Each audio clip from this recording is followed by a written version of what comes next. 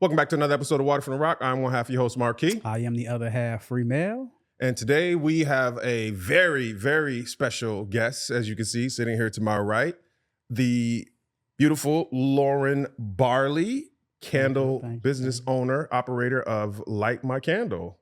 Lauren, welcome to the show. Hi, thank you guys so much for having me on. Awesome. Thanks. Well, this is a Sunday. It is a Sunday. But we forgot to, you could be anywhere in the world. But you're here with us. But you're here with us, and we appreciate with Lauren. With Lauren. We appreciate you. But just this. Oh, go ahead. I'm sorry, Martin. Oh no. I was just gonna jump into talking about you a bit, and I see the swag. We mentioned the Flower City Rock earrings. Yes, I'm born and raised in Rochester, so yeah. I felt like it was appropriate to wear my Rochester earrings. Awesome. But nice. Yeah. Well, born and raised in Rochester. Let's start there, where you spend time teaching, your wife, your mother. What early experiences helped shape you just to be where you are today early on? Like to stay here in Rochester? No, yes, to stay here, or just, things that you went through early in life to help mold you to where you are now. What experiences made Lauren? That's a loaded question. So many things. But I don't know, without getting too deep too fast, okay. I definitely would say that I was raised with a really strong mother. Mm-hmm. She raised me and my two older brothers by herself. Mm-hmm. And I think just seeing her come out on the other side and, thriving, being successful herself. It's a task in itself. Yeah. And then raising us to also have that drive. Mm-hmm. I think that's a key factor. Awesome. So mom's influence and impact. For sure. Held it down. So you say a couple brothers? Yeah. So are you oldest, youngest, middle? Oh, I'm the baby girl. I have two older brothers. They're 5 and 10 years older than me. So there's big age gaps there. But I'm like the baby girl. Baby girl? Hey, I have a baby girl. She runs the house. I call her Boss Baby. Mm-hmm. And, she keeps MJ us. the Boss Baby. Yeah, she keeps us all in line. All in line. So I know you aren't teaching now, but how did, teachers, I say you all, it's two things. Teachers are underappreciated, and underpaid, and you all have superpowers. So how has super patient too? Yeah, right. Like becoming a teacher, where did that come from? That's an interesting question. Also, let's see. Why did I decide to become a teacher? I was young. I've always been like a very creative kind of person. So I wanted to make sure that was part of my career path. Sure. But I also really excelled in math and sciences too. So there's this dual side of me. And my mom was actually the one who was like, why don't you try teaching math for a little bit and see how you like it? So you can do the math and also still be really creative and interact with people. Double. And you get give it a best shot. of both worlds. Yeah. Try it out and see how it goes. And I think I was lucky enough to land at a school where it just felt very much like home to me. What school is that? Edison Tech High Okay. School. I've been Shout there out to Edison Tech. Yeah, shout out to ET. They're like a second family to Yeah. I was there for nearly 15 years. I did my student teaching there, and then I started full time the following September. Okay. And I mean, everyone that I've come across paths with has just been so warm and so welcoming. Sure. And I've made some of my best friends there. So that familial element, you guys created like a family, so to speak. I Awesome. got married there. I had my kids there. I grew up there. So it's a huge chapter in your life. Definitely. It's funny you say that. I had the great opportunity to hear Bettina Love speak, who's an Edison Tech grad, I believe. And it was at a conference. And students came to support. I've never seen anything like that. It was, and me not being from here, I'm like, this Edison Tech, that's one high school I know about in Rochester. Could be the kids came out, the staff, and to support her. So, I mean, just by hearing you say that you love it. It's a family atmosphere. Just reconfirms, Edison Tech as a whole. So cool. 15 years. Wow. 15 wow. years. So, and getting into that element, what would you say was some of the highs and lows in going through understanding or your experiences as a teacher, like from entry level when you initially started? I mean, I'm sure you've seen a lot. You went through so many phases. Like one of the things that we have going on here is the kind of the inconsistency when it comes to superintendents, right? And so, how has that like impacted your experience when it comes to teaching? It can be difficult. I mean, like I said, I love the Rochester City School District, but it's just a fact that there's a lot of turnover that happens there.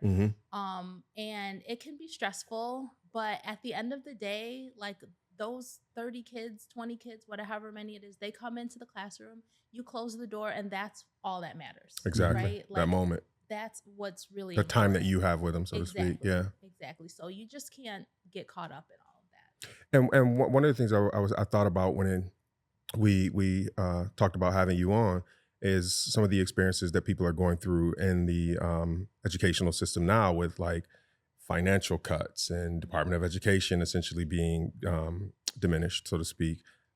How have you seen that impact people on a local level?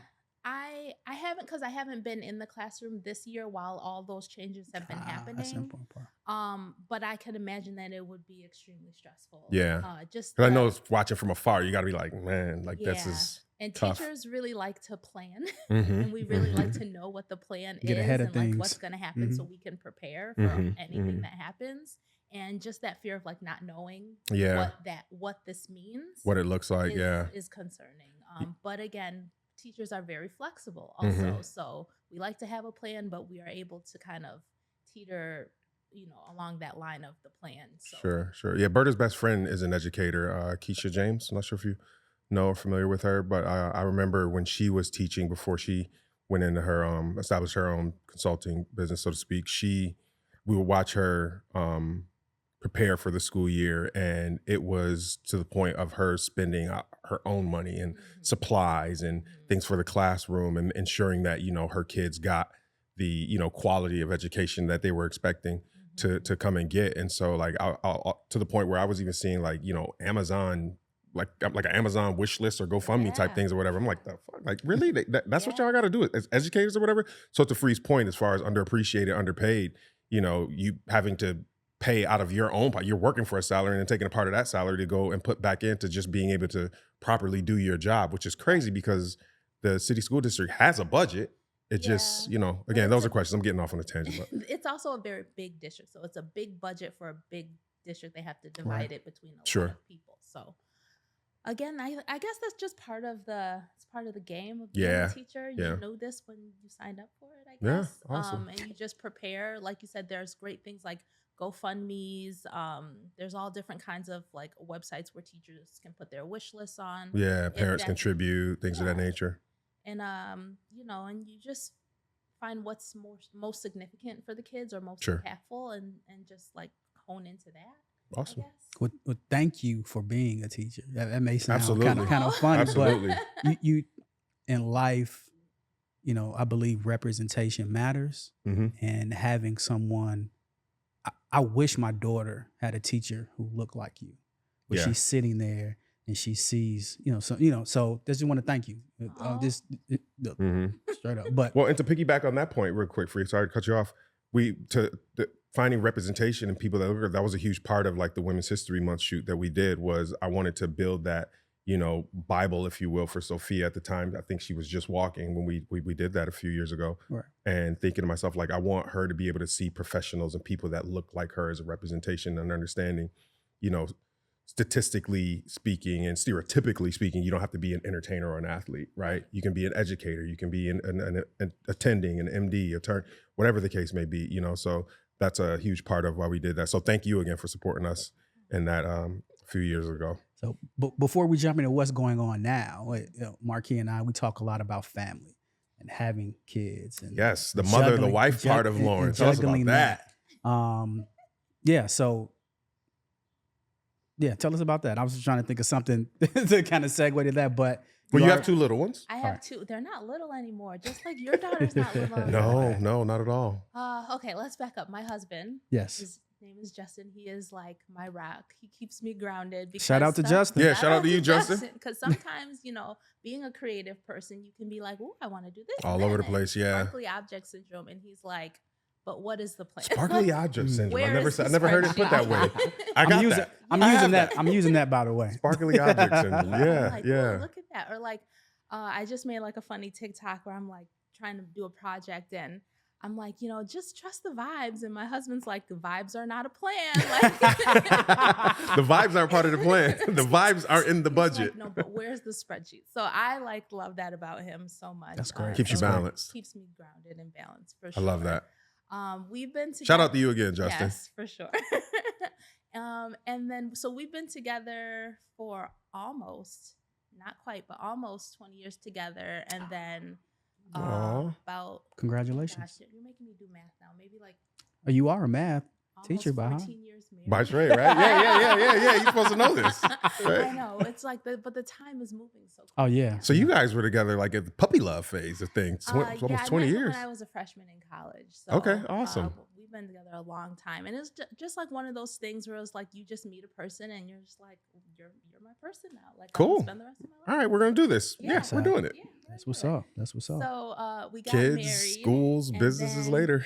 It's been a wild ride. We got married, and then literally 9 months later, we had our first baby. Oh, wow. And she is going to be 13 in May. Holy So, moly. Yeah, you guys got to work. Yeah, it was Oh. like back. We had a kid, we got a house, we had another kid, we had businesses, and so it's just been like boom, boom, boom, like back to back major life events happening. How far apart are the? My girls are 2 years, so Okay. Olivia will be 13 this year, and Ava will be 11 this year. Olivia was one of the final names that we came down to with Sophia. It was Sophia and Olivia. I have so Yeah. many daughter questions, but we could talk about that offline because I don't want to be selfish questions. It's like How old's your daughter? she's 10. Okay. I'm And kicking ass I'm in tripping. tennis I'm too. sure. Awesome. She's a 10, beast. but That's I'm awesome. kind of worried about that preteen and leading to that because I've heard a lot of stories. So yeah, that's I feel like because I've worked with so many teens, like I did 9th grade at Edison for a very long time. So I kind So you're of- seeing them come into that. Yeah, so I kind of already, well, You it had could like a be cheat different code, essentially. A little, but like I know how to relate to that age group a little more, and I would just recommend being very empathetic and being like, I get it, like it is hard, but also you gotta do it. You know what I mean? Yeah. Like, yeah. so you can cry, but also like when you're done, get it done. You know what I mean? Yeah. Get over it. Yeah, Get One- past it. in the nicest way. In the nicest way. Yeah. Don't listen to me. Yeah. one episode we have, we talk about having a kid. Like I'm a parent now. What like Mhm. when it began? How did that impact like you and Justin in the beginning? Like, oh, we have this baby. Like, what are we gonna do now? I know it's so crazy because I feel like we didn't have anything like really, I guess not before, like as married people. We Mhm. were married and then we were pregnant and then we had a baby. So there was like, she just was always So was there a there. plan? Was there not a plan? Was it just like, all right, we're going to figure this out? I mean, we knew we wanted to have kids. Sure. But I don't think we planned on it happening that fast. Well, 9 months after the 9 marriage, you ain't even hit the year anniversary. Literally 9 months and 2 days from our wedding date was when she was born. So Wow. So take us through that moment when you leave the hospital, you're getting home, car seat in hand, the key goes into the door. and you're like, there's no instructions. None. That's I you like said the same I thing. like to have a plan. Yeah. My husband, he's an engineer by trade. He's very much like, go by the list. There's Like no looking at the list. baby. Where's the And I'm like, instructions? Yeah. You can't take it back to the store. Yeah. No return policy. It's yours now. Yeah. But you just Figure it out. figure it out. Yeah. And don't be afraid to like lean into people who have been in your shoes Sure. and take their advice with I don't want to say with a grain of salt, but like make it fit to you in your life. Yeah. Because their situation is different from yours. So You take the pieces from each person that you see as Yeah. far as their experience and you just add that to your toolbox, so to speak. Absolutely. Yeah. That Absolutely. makes sense. and just take it day by day. So 13 and 11? Yeah. Wow. Yeah.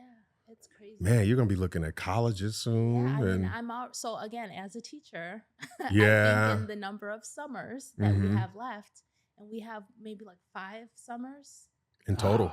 before she, So Wow. like, it's crazy. It's really. That's gonna be an emotional roller coaster for you because you're gonna go through it with one, and then 2 years later you're gonna turn around and do it again. Yeah. And Right. which, I mean, I guess when you think about it, it's a good thing that you've established yourself as an entrepreneur and a business owner, which is a perfect segue. Now that I think about it, because when they leave the house or whatever, you'll still have that as your baby. So you want to cue that up for you? Yeah, sure. What, Light My Candle is a business now, but where did that start? Like, Take us back to the genesis of Light My Candle. My origin story. Yeah. Origin story. There you go. See, that's the gamer geek in her. Right. Yeah, I'm such a geek. Okay. So, again, taking this back, I was teaching full time, right? And also to be a teacher, you have to get your master's degree. Yeah. Well, if you were smart, you would do that probably before you start teaching and having a full-time job, but the way my life worked, I didn't. I taught. I got So for all you married, dummies I had out a there, get your baby. master's degree before. Yeah, it makes life so much easier. So now I'm teaching full time. I have Olivia was I think 2, and I'm pregnant, and then had this newborn baby, and I have to get my master's degree. Whew. So I'm doing all these things. Wait, damn. So 2 years old, pregnant, getting your master's, and then you decide to start this. And teaching. So She teaches. And teaching. Yeah. Well, So Superheroes. doing the most, right? Not getting much sleep, and just running off of like coffee and vibes, right? And I found myself always coming home and lighting a candle. And with all the craziness that was going on at the time. Oh, and also my husband was working, we were working opposite shifts. So I would walk in the door, he would walk out the door. It was a whole What year thing. is this? So what? She's 13, 11 years ago? Yeah, so That'll put us at... well, math again. not 10, 11, 12, maybe 12, 13, 14, 2015, around that time. But I would always come home and like with however crazy my day was at work and however crazy it's about to be home with the little ones, and diapers and it's crazy. I would always find myself just come home and light a candle. So like how the flame is right there, it was kind of like a thing that grounded me. So I'm like, same here. My head is spinning, but like it's a way to anchor the room for me. And that was just kind of like my little calm in the chaos. So one Christmas, I actually received a lot of candles as gifts from people because they would know that I love candles. Sure. And my husband kind of just made like a little joke, and he was like, dang, like you got a lot of candles. You should just make your own.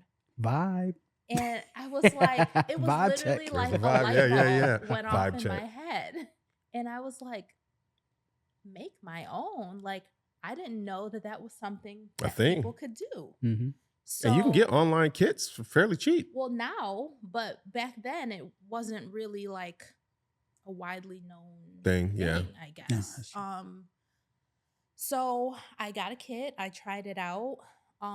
Did some research and found out actually that some of the candles that I loved were actually really harmful for your health. And I was like, what? Like, how can a candle be harmful for your health? It's a candle. Like the carcinogens and such. So we burn a lot of candles in our home as well as Marquis. Tons. What toxins should we stay away from? If you could educate us real quick. I would say anything that's like a paraffin wax candle.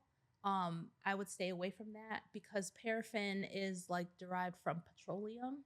So think about like just breathing in like petroleum air, and it's like that's not good. We don't want to do that. Damn. And then also some of the No fragrances. No, me either. Some of the fragrances that they use have a lot of like toxins and carcinogens in them, and you're just breathing that in, like not thinking anything of it, So it was to the point where I was doing all this research about making candles and stumbled across this information, and I was just kind of like, well, I wouldn't smoke a cigarette in front of my kid. why would I burn this candle Yeah. in front of them? Good point. So Take some time, go out the house and smoke the cigarette. right. Not, I wouldn't be like, hey baby, like in Yeah, your yeah, face yeah, with yeah. it, you know, but like I was just like, okay, so we got to make a change. I don't want to cut candles out completely because I love candles. There's got to be a better way to do this. So I started playing around with soy wax, and it got to the point where people would come to my house and I would have a candle burning and they would be like, oh my gosh, like that candle smells so great, and literally like take the candle home with them. Like, this is now my candle. Thank you very much. Yeah. Appreciate that. Make another one. Right. And so then people would go to their house and be like, wow, that smells so great. Where'd you get it? And so it just kind of like snowballed, like, oh, my friend, she's making these candles. So I decided I was like, well, maybe we have something real here. I don't know anything about starting a business. Sure. I'm a math teacher. Like, what do I know about that? But let's try. And what's the harm, right? Worst case scenario, everyone's getting candles for Christmas. Yeah. That's a great way. That's a great way to put it. Yeah, Right. so it won't be money wasted. That we'll just convert that to Christmas gifts. Yep. Yeah. So I started my little business as just with like a DBA and selling like on Etsy. And here we are today. Like, I got a shop and it's not in my house anymore.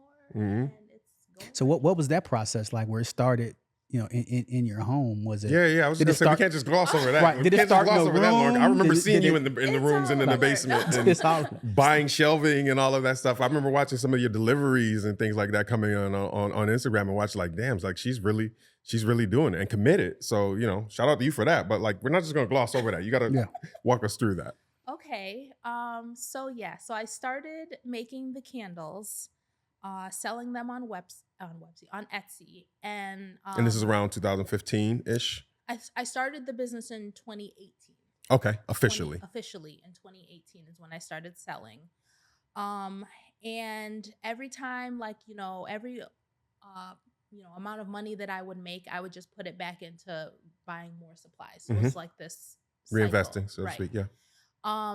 And I started making them in my kitchen, like on the stove, like double boiler method, old school.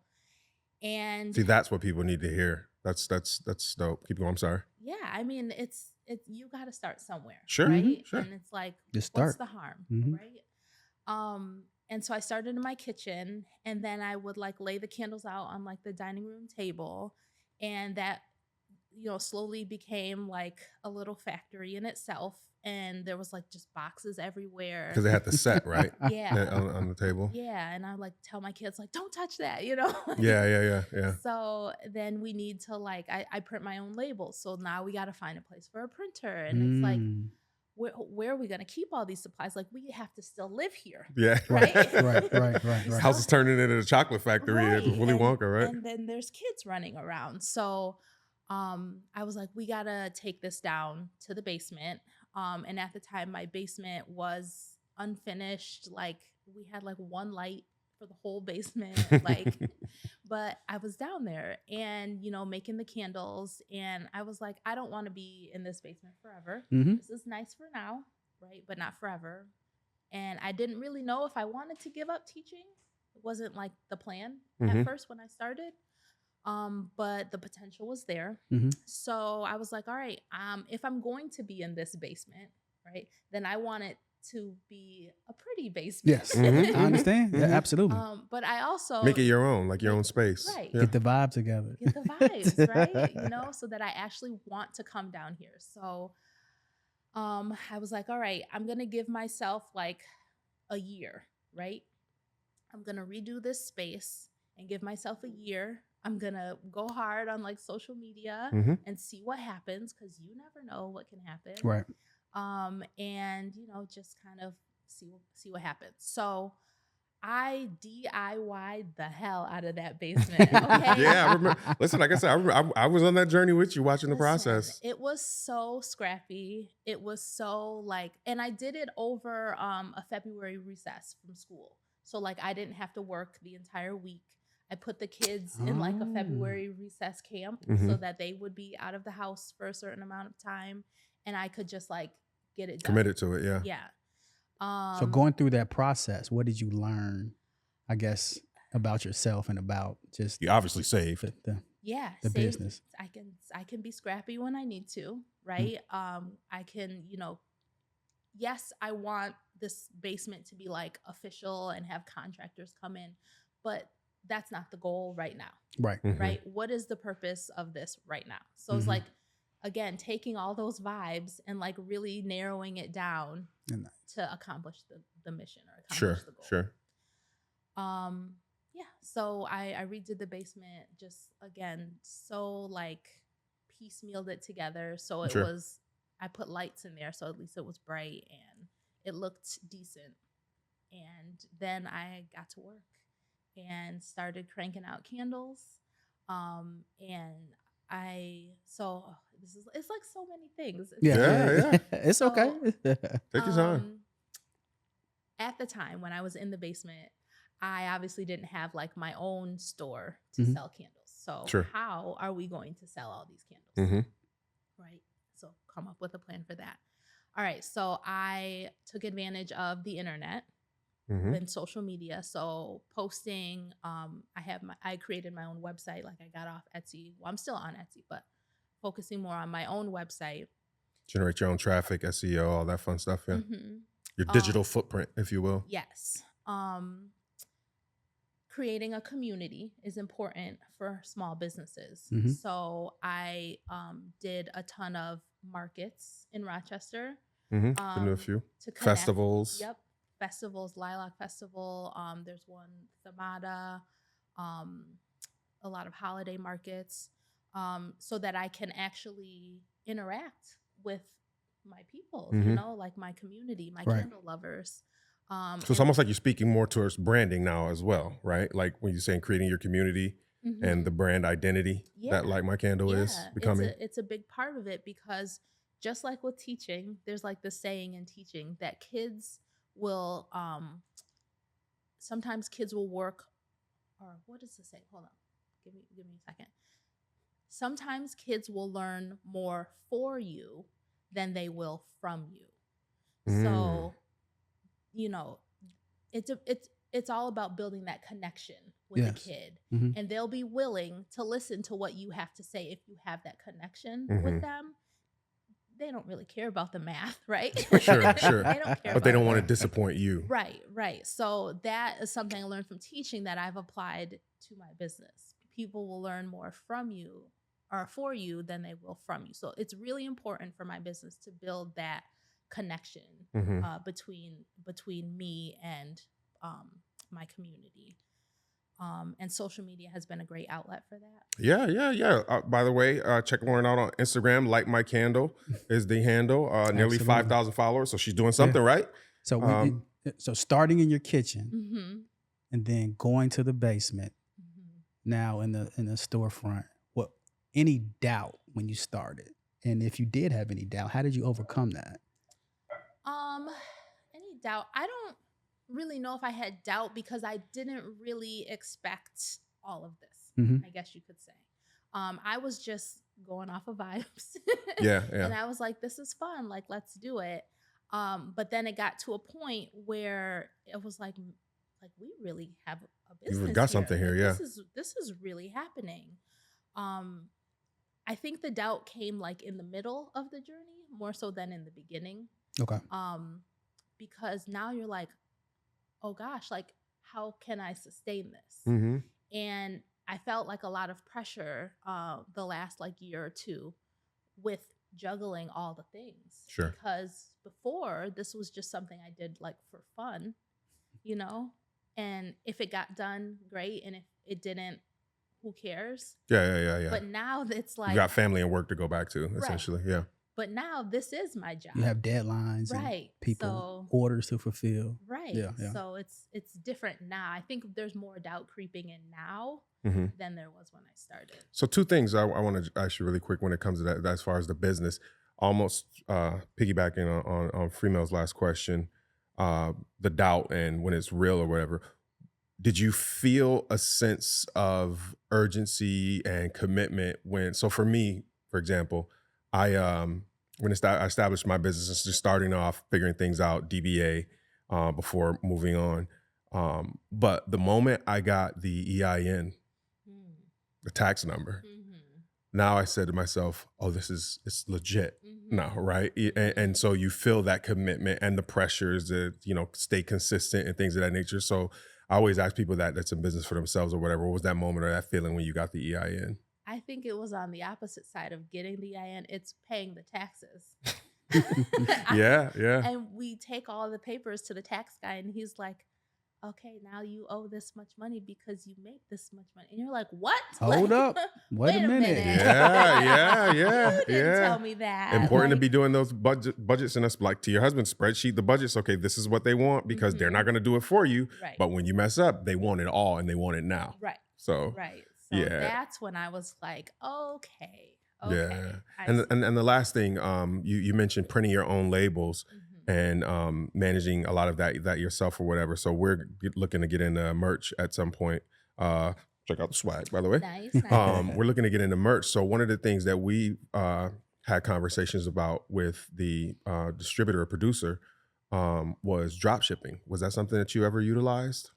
I didn't really do drop shipping. Not really. Okay. It's more like direct. Direct, yeah. Yeah. But I do wholesale. Gotcha. So you had a system in place where it's like, okay, like, post office on this day, essentially. Yeah, that makes sense. Saves you a lot of money in the initial startup, so to speak. So very cool. Very cool. So now, we were talking, pre-recording about, you've taken the step of not, teaching and embracing Light My Candle more. What was the decision behind that? How did that come about? That I think was definitely like a personal decision.